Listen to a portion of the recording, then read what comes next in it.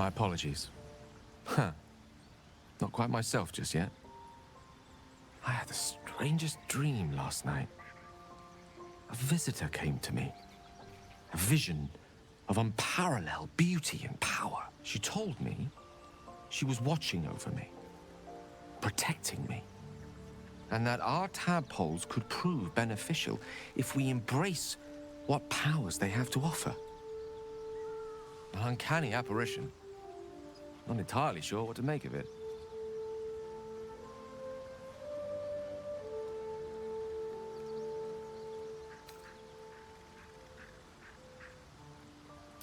Very curious. In all my readings on the effects of illithid parasites, I've never come across any accounts of correlating dreams between infected parties. Another unique quality of our predicament, perhaps. Are you inclined to take these visitors at their word?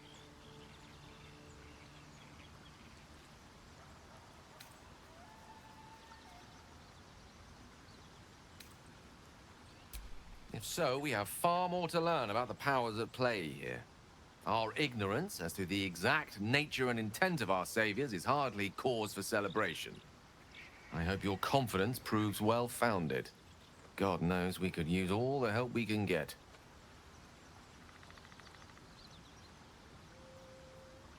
I assure you it's not. Don't get me wrong, you did well. The somatic component, the verbal component, even the focus on the inner self that invites Mystra in. But I was still your conduit. To perform such a feat alone requires much and arduous study. Yet it is life's most worthy pursuit in my impartial, if not humble opinion. Oh, I was surprised, but pleasantly so. Just like I said, amid the madness that has befallen us, it seems almost out of place to think of a kiss. And yet, now more than ever, it's important to recall what makes us human. A stolen glance, that sudden heartbeat. Sometimes the little things are worth more than kingdoms. They promise things to come.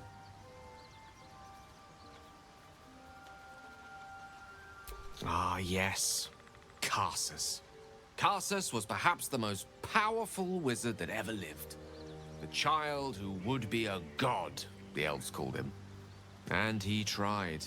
With a spell of his own devising, he endeavored to usurp in one fell swoop the power of the goddess of magic. Mistril, she was called then. Imagine what it must have felt like. To be a god. To know yourself, to be untouchable. To be mistaken.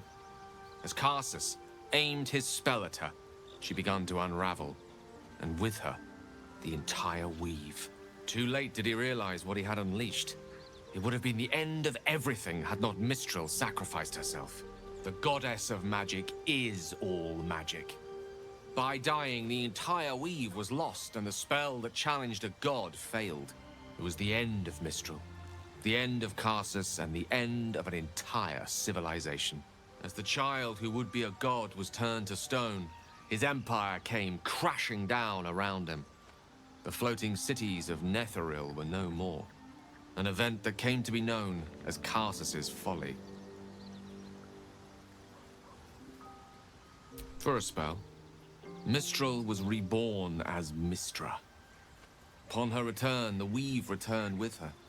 Now, so many centuries later, I try to follow in the footsteps of Karsus. Not to destroy Mystra, but to prove my love for her. I tried to control only a fraction of the magic that was unleashed that fateful day. I merely sought to return one tiny diamond to an imperfect crown.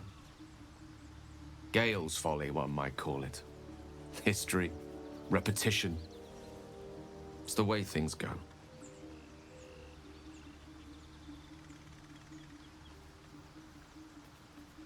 If it should ever come to that, if I ever know I am no longer able to stop it, I will do anything I can to ensure no one but me pays for my mistakes. I will find the remotest place on the surface of Faerun, or perhaps far below in the depths of the Underdark. I will await that death, alone. I promise I will not betray your trust. You kept me by your side despite the menace that I am. If worst comes to worst, I will be long gone before the curtain falls.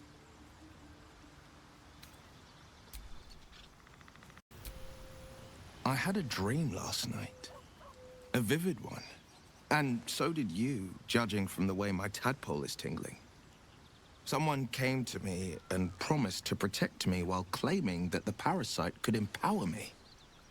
Tempting as these powers sound, we should recognize this dream for what it is, the tadpole's little trick. No good ever came from trusting honey-tongued strangers conjured up by illithid worms.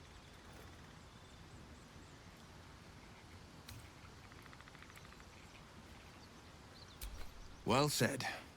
This dream figure is no friend to us.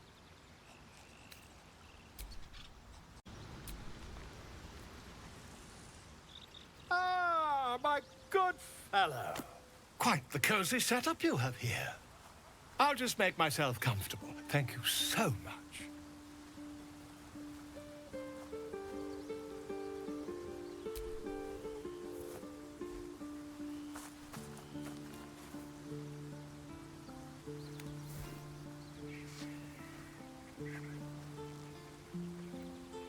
My research turned up a rather brilliant technique that seems quite actionable. It's not too deep, just behind the orbital socket. I could attempt an extraction. I've a needle in my tunic, after all.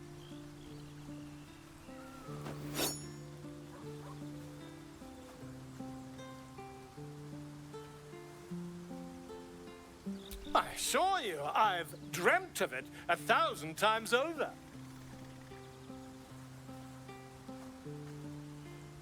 Volo carefully holds one of your eyes open and begins to prod uncertainly with the needle.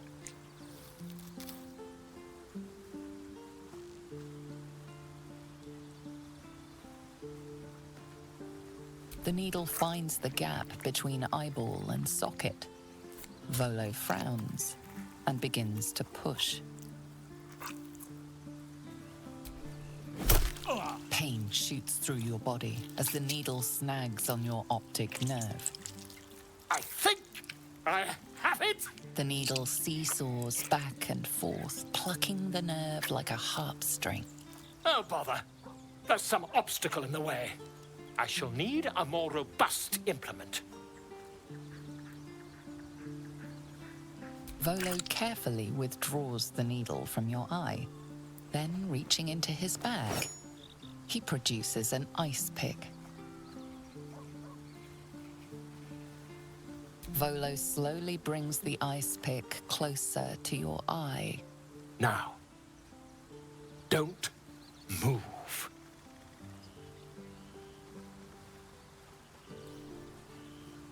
Cold metal presses against the skin beneath your brow. And then, tap, tap, stab. Do you feel that? Ha! I think we have the blighter on the run. I agree. It's a feisty critter. Just a little further. Volo tears the pick from your brain with a violent jerk. Your eye plops down into the mud. Drat! He pauses, looks down at your eye, and recoils slightly as it sinks into the mud.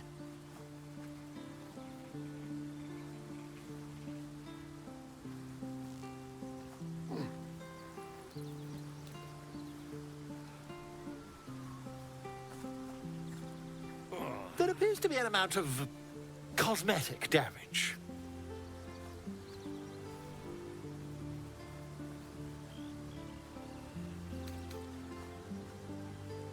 Yes, quite. But there is some mild trauma. I can't help but feel partly responsible. Perhaps there is something more I can do.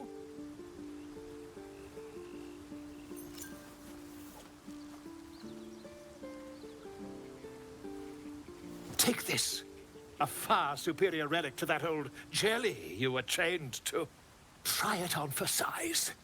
And, it was very nice to have met you. I'm sure you'll sort out your little brain problem one way or another. Far away from here, if you've a heart. Terribly sorry, my friend. Ta. Glick. I had a dream. As we all did, I suspect. Someone came to me and promised to protect me, while claiming that the parasite could empower me. The parasite has taken root, it would seem.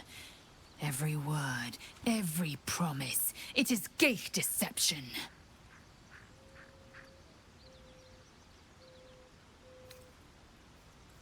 A wise choice. These parasites are a threat to be destroyed, not an opportunity to be exploited.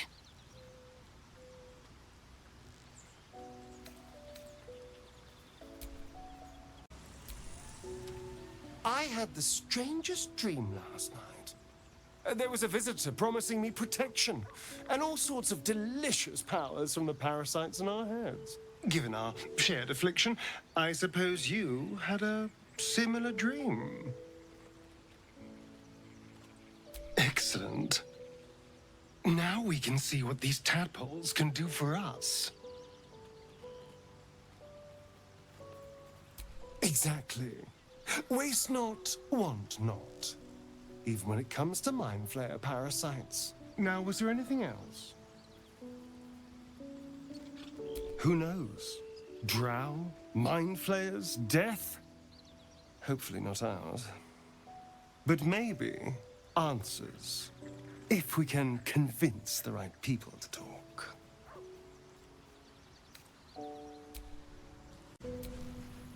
I had a wild dream last night.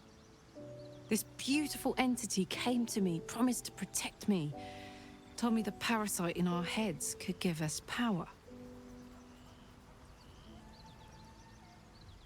Sounds like it. What did you make of it?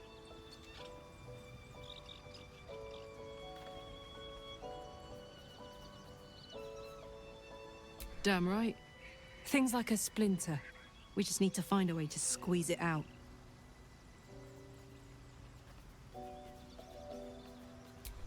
We were both part of Zariel's inner circle. Her by choice, me by force. In the grand scheme of things, I'm inconsequential to Zariel. Sure, I've got the engine, but I wasn't even her strongest fighter. But she favored me like a child favors a captive pet. Mizora envied the attention, I suppose. I'm sure when Zariel gave her the order to hunt me down, Mizora was delighted. I don't know. You'd think she'd have more important things to do. Devils and their pride. No kidding. The fighting, the chaos, the betrayal. It had the makings of a good stage show, but I did not want to be one of the players.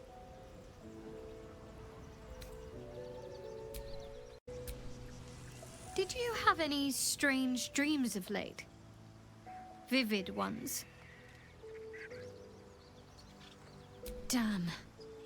I was hoping my imagination had gotten the better of me. But this must be something more. This dream companion wanted me to use the tadpole, use its power. Whoever it was claimed to be an ally, but I don't know. It seems like we can't escape this mess, in the waking world or otherwise.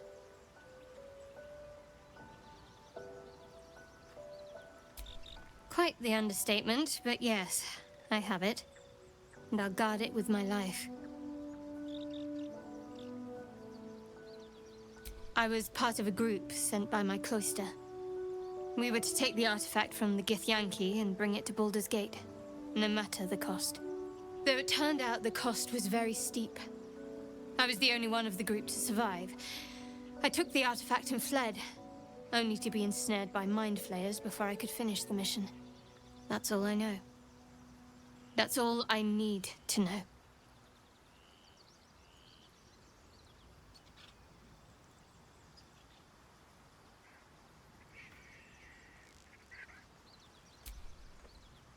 told you already. I surrendered my memories for the sake of the mission. Shah's secrets must be protected. Duty demands it. Once I fulfill my mission, I can have my memories restored.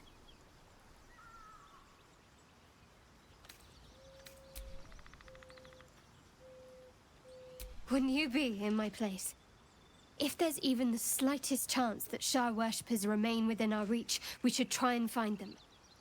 Even if they're all long gone, and that seems quite likely from what we know, who knows what they may have left behind for us to use? My people are nothing if not resourceful.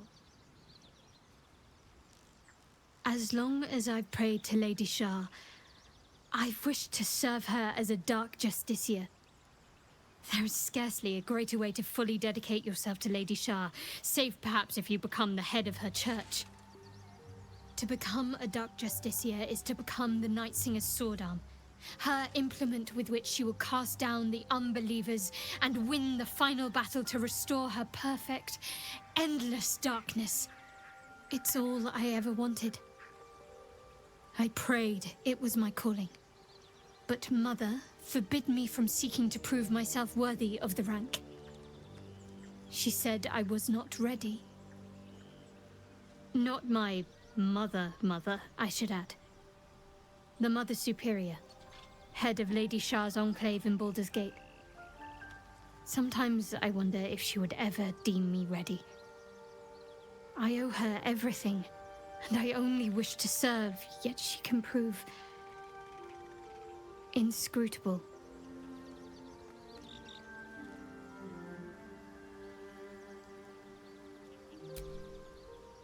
I don't know. Perhaps if I succeed in my mission and reach Baldur's Gate. Hope has little place amongst Lady Shah's children. It's an illusion, a distraction. But for this, I hope my time will yet come.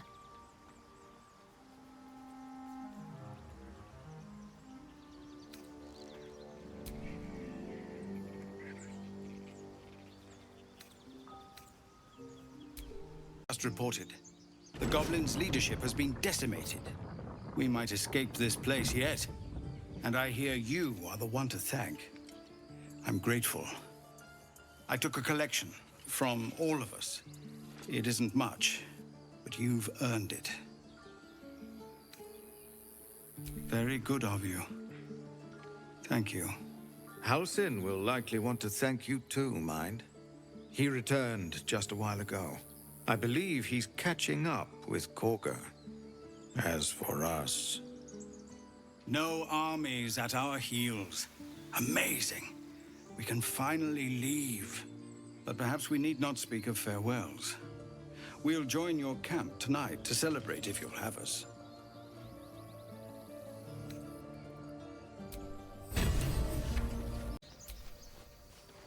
You do good work. If you can handle more than goblins, might be I'll have use of you in Baldur's Gate.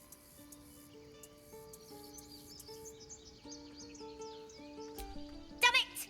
Having that stashed away would have made life a lot easier.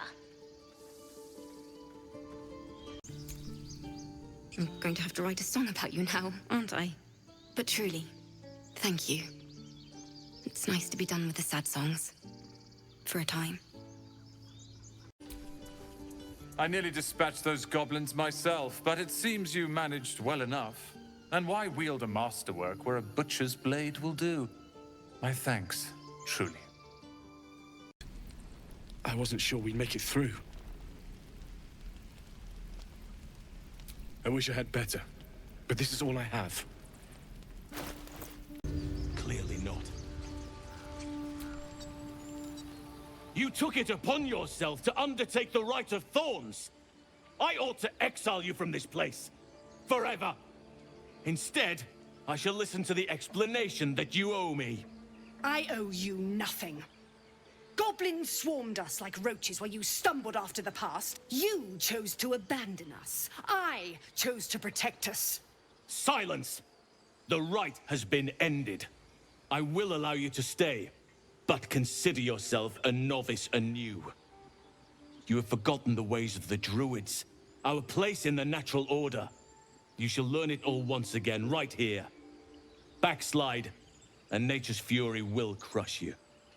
As you wish, Master Halsin.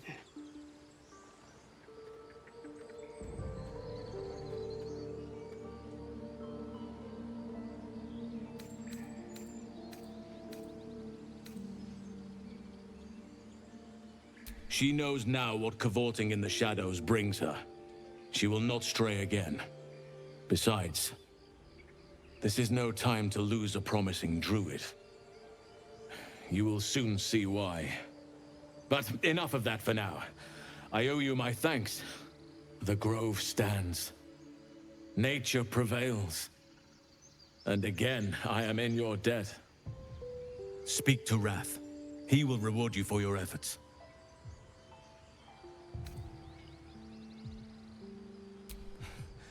If only you had come to this place in more peaceful times. You'd have been a welcome addition.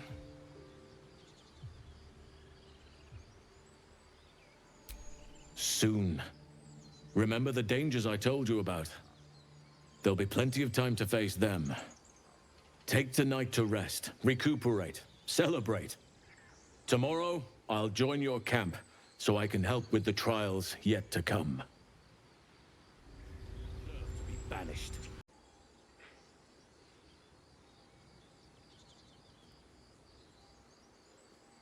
He listens, rapt, hanging on every word.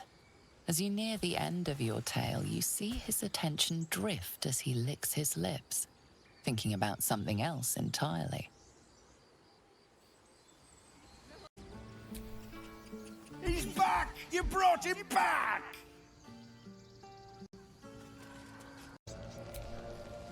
We're free of the goblins, but the grove is changed.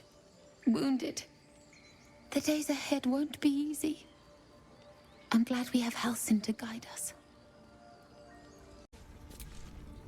You done it.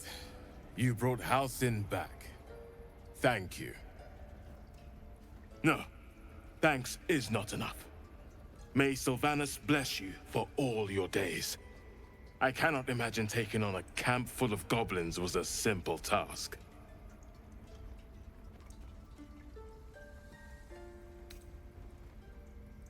As am I. The grove will be whole again. And I promised you a reward, didn't I? Let me show you on your map where you can find the cache. Take this rune. You'll need it. Place it among the pedestals inside our library. When the wolf glows brightest, everything in the vault below will be yours. It can enhance you. You can absorb its potential. Open your mind to it. You already know how.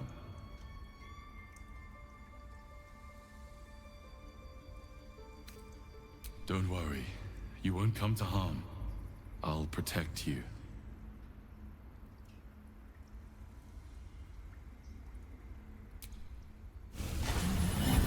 Your mind swells as it subsumes everything the tadpole has to offer.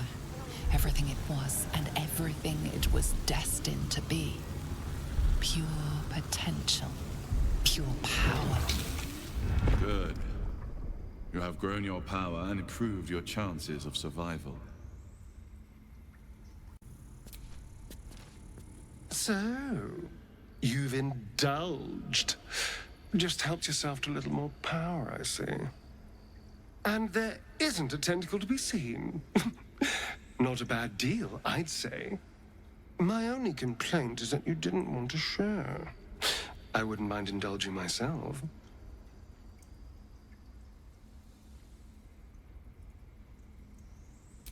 I admit, I wasn't keen to be the first to try it, just in case there were any, surprise side effects. But now that we know it's safe, I'm all for experimenting.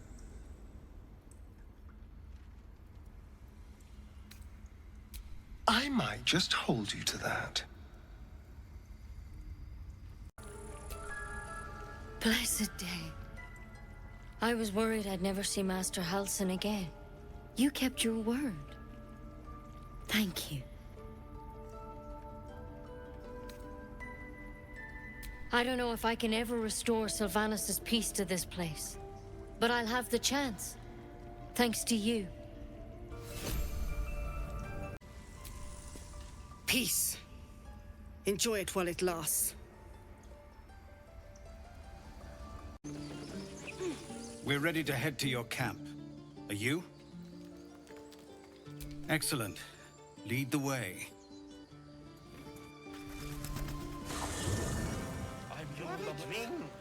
I'm fine. Listen up, Icaron. No, an owlbear. Beautiful night, don't you think? Nothing like a brush with destruction to make one appreciate the majesty of a celestial canvas. It's a view I would once have shared with my companion, though definitely unaccompanied by such revelry. She preferred it when we were alone, curled up before a crackling hearth with some ancient, esoteric tome between us. Ink glinting in the firelight.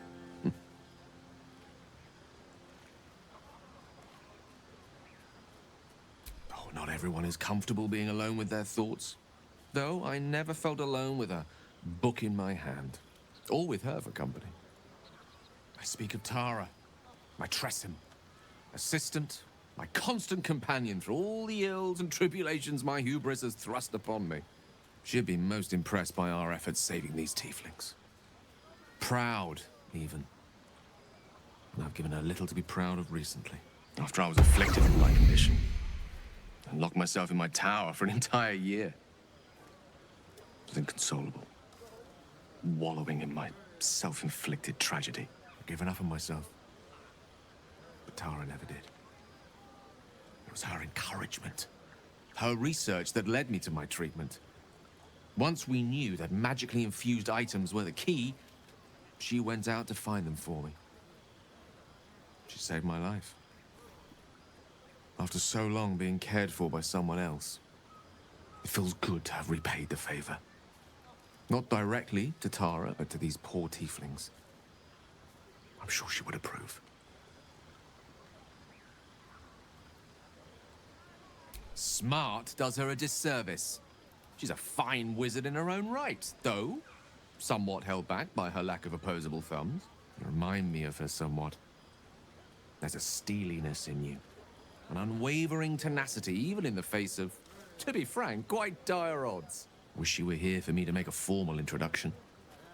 But I would never ask her to undertake such a journey. She's safer at home. Besides, she was always telling me I needed to spread my wings, so to speak. Find mortal friends instead of hanging onto Mistra's coattails. So that's what I'm doing.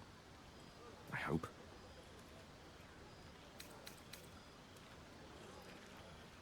Oh, she'll love you. So long as you don't rub her belly. She hates it when anyone does that.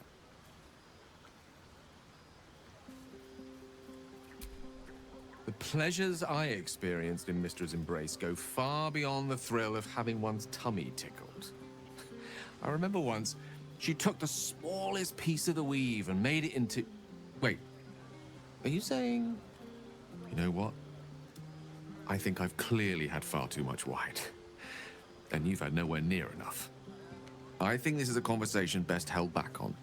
For now. With my condition as volatile as it is, I fear any undue... excitement may tip it over the edge. So to speak. Go! Indulge in the frivolities. They're good for the heart. And mine will be all the lighter to see you enjoying yourself. Patience? Have you no respect for showmanship? Having performance issues, Roland? Hush you, and behold!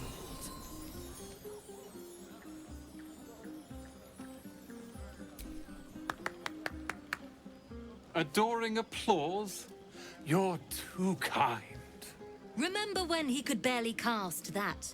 They grow up so fast. Never have I met such troglodytes. Now, pass the wine.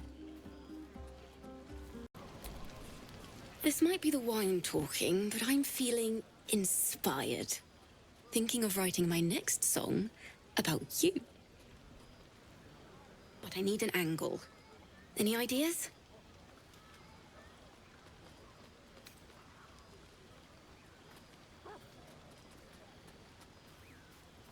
Fitting. You're braver than half this camp combined. That deserves to be remembered. Go on now, don't waste a night like this talking to me. We'll have plenty of time together on the way to Moonrise.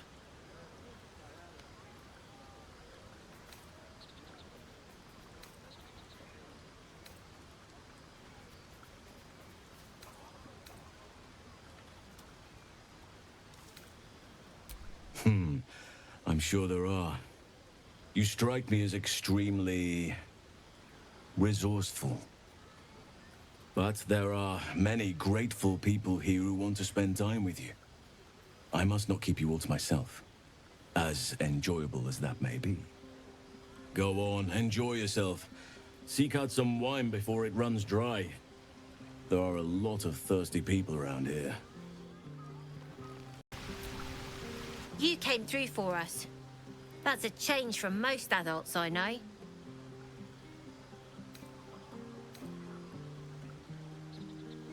And that sounds like the wine drowning your wits. Go on, enjoy yourself. I've squirreled away a few extra bottles. When the barrel's tapped out, I'll be there to save the night. For a price, of course. Buzz of celebration quiets to a soothing hum as you approach your bunk. You've picked up a few pleasant memories on your journey amongst your struggles.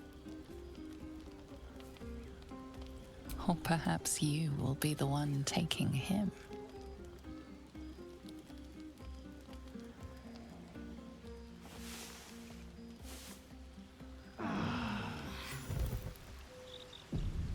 I enjoyed your evening. After all your efforts, it was well deserved. It may be some time before you're afforded another such night. There is much to be done.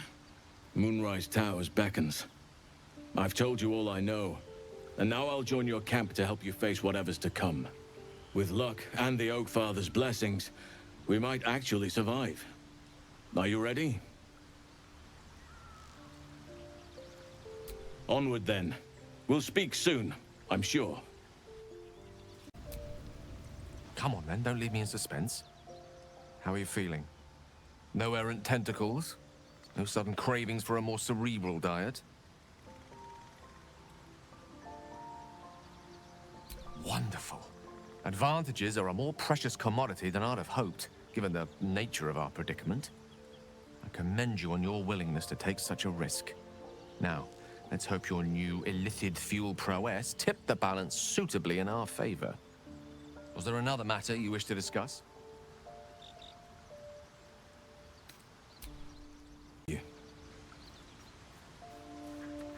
I studied one up close.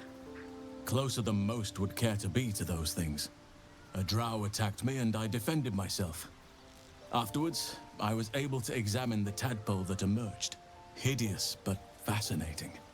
Like nothing else in nature, I'm glad to say. Hopefully, I've chosen a successor as first Druid, Francesca of the High Forest. I sent a bird to summon her.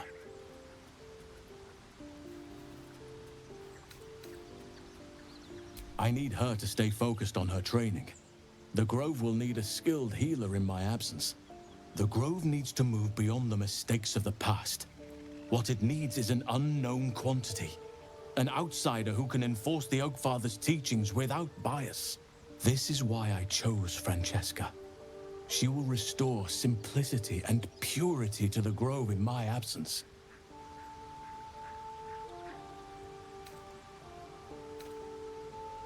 Indeed.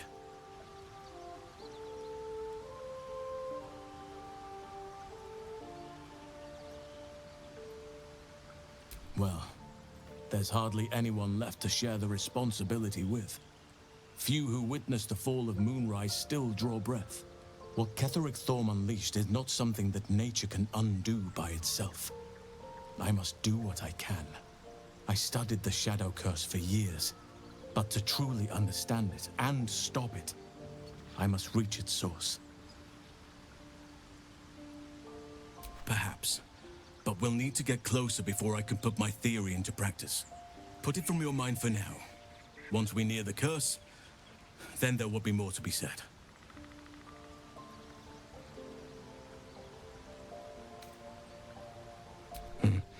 There are few things that are too strong for me. And cast those regrets aside. You did not get caught up in the moment. You seized it. In other circumstances, I would have done the same.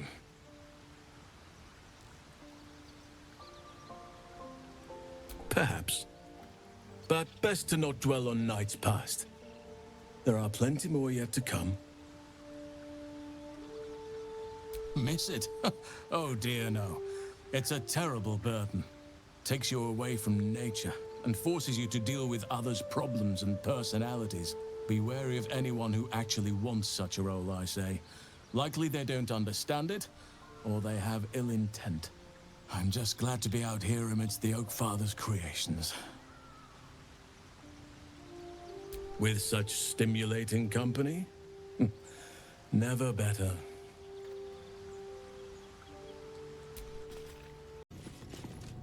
Who there, wanderer? Stay thy course a moment to indulge an old man. May I inquire if perchance you retain among your traveling companions a man who adheres to the given name of Gale?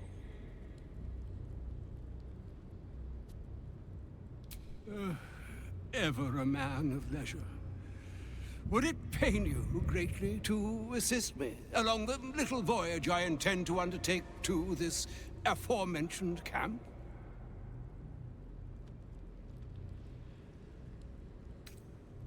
Should it be the nature of our acquaintance that interests you, well, you may safely classify Gale and I as friends. Should it be the nature of your present interlocutor that you desire to drag from the dark and unknown, I shall be glad to aid in your quest for illumination and identify myself as Elminster. Elminster Ormar. Now, if this answer satisfies you, let us linger no longer in this...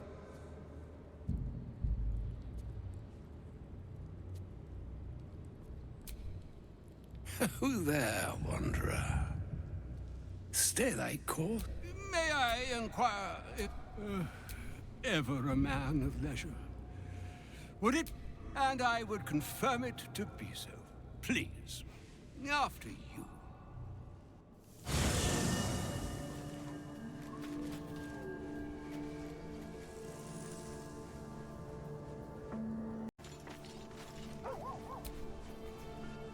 My thanks for your excellent guidance.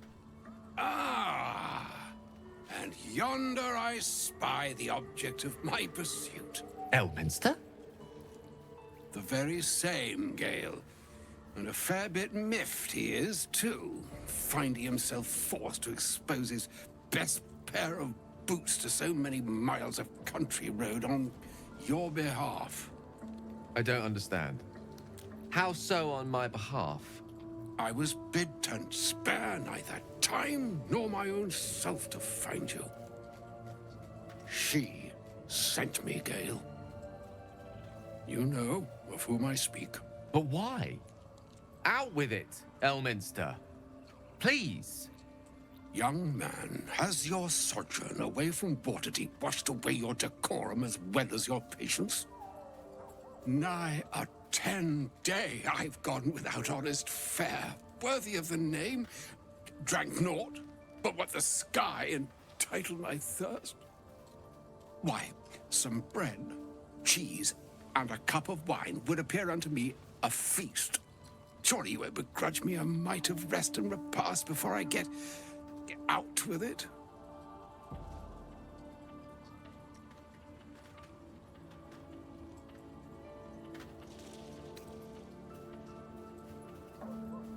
And a great kindness that would be. See, Gale? Even in these barren parts, the art of hospitality begets inspired new works. If only one keeps up the practice. Oh, for the love of... Fine, fine. I'll turn a deaf ear to the clarion calls with which my scorned stomach beseeches me. Graver matters are at hand. Plenty to digest, after all. A good deal to stew over, if you will. Words ladled with import should be savored so as to better absorb their meaning. Wouldn't you agree? Elminster. Right. You see,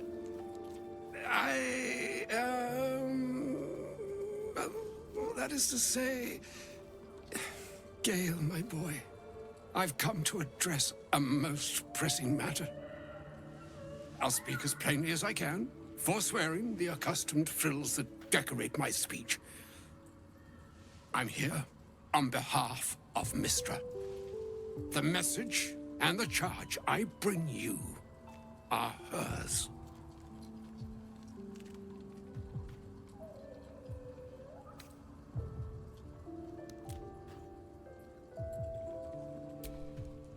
Thank you for that most considerate reminder. You know where you went wrong, Gale. No, we needn't dwell on that here and now.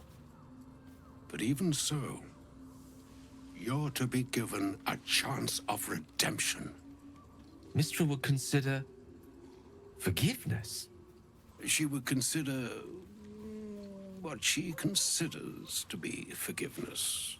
Mystra is aware of the misadventures that have befallen you both. She knows of your strife with the Absolute, that most insidious of evils.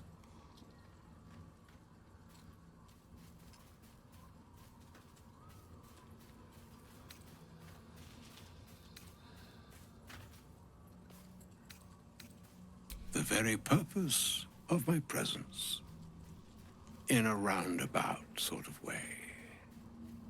You must know that the Absolute is more dangerous than you can possibly conceive.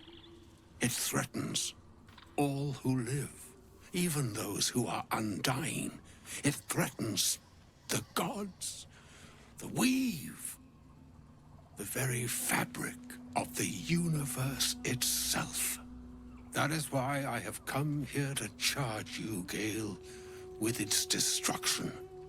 It is Mystra's belief that only you can.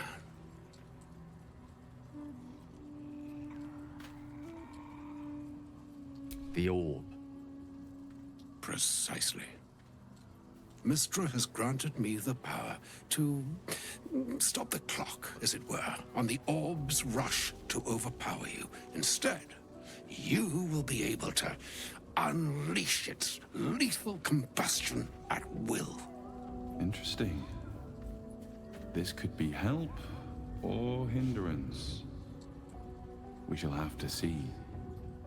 You must find the heart of the Absolute, whatever that may be, and use yourself as the catalyst that will burn it from this world.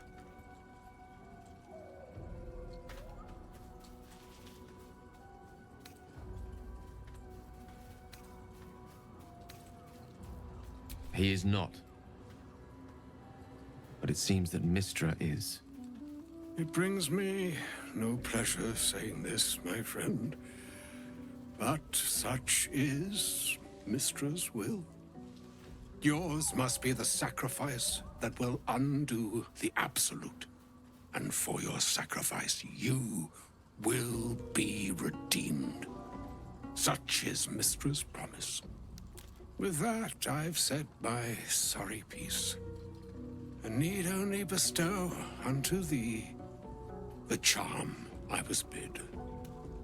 Meine hastra mistrariel, Italion, thras Annas.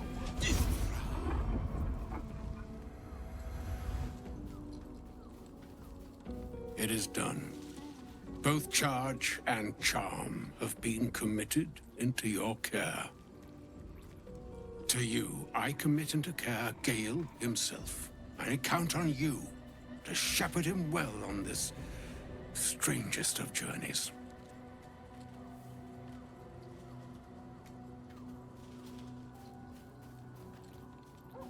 On my honor, I'm not sure yet I can say the same. Like moons make swell and wane the nescient seas, so too the sky-strewn gods ordain the tidal fates of mortal days. And yet, an ocean born in lonely hours, come ebb, come flow, come all that is beyond the breadth of our dominion. Be a moon unto yourself. Even the waves of fate can break upon the shores of will. Farewell, my friend. Farewell, Elminster. I'm glad she chose you.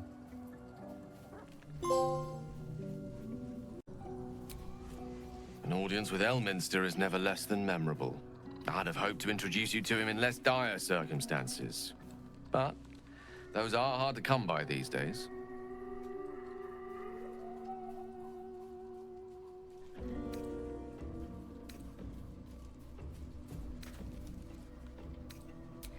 The Doddering Act is merely an illusion, one he's most adept at maintaining.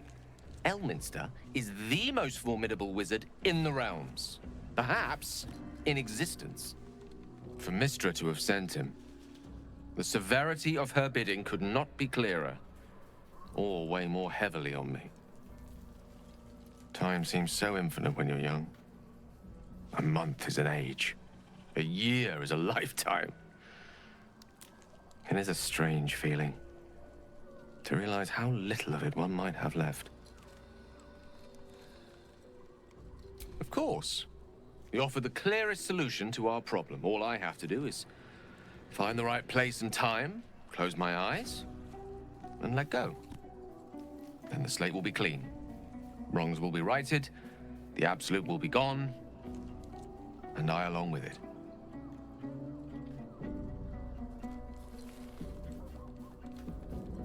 I've no doubt she has the power to do so, but as for the permission, Ao would not look kindly on her meddling in mortal affairs. Divine intervention has a tendency to make things worse, not better. As for Elminster, he's saved the realms more times than legend can recount. But to take on a god is no easy feat, even for him. My orb is the best chance we have. And only I can wield it.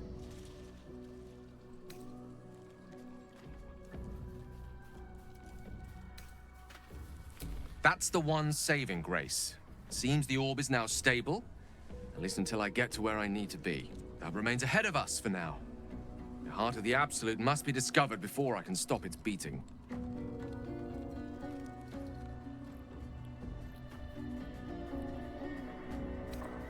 Let's save such certainty for the moment such a decision is upon us. You may feel differently once we know what we're truly up against.